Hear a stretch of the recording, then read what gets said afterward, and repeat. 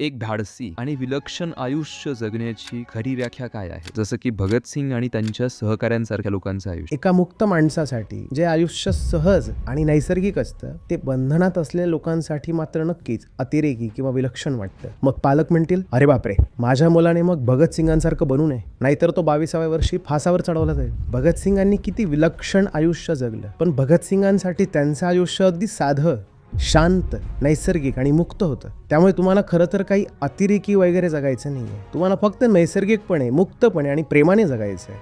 पण जेव्हा तुम्ही या पद्धतीने जगाल तेव्हा तुमच्या आजूबाजूचे लोक नक्कीच टोमणे मारतील. काय हा माणूस आहे? काय हे याचं विचित्र आयुष्य?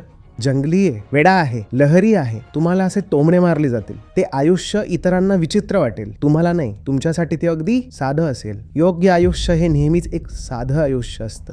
Nice. I got it.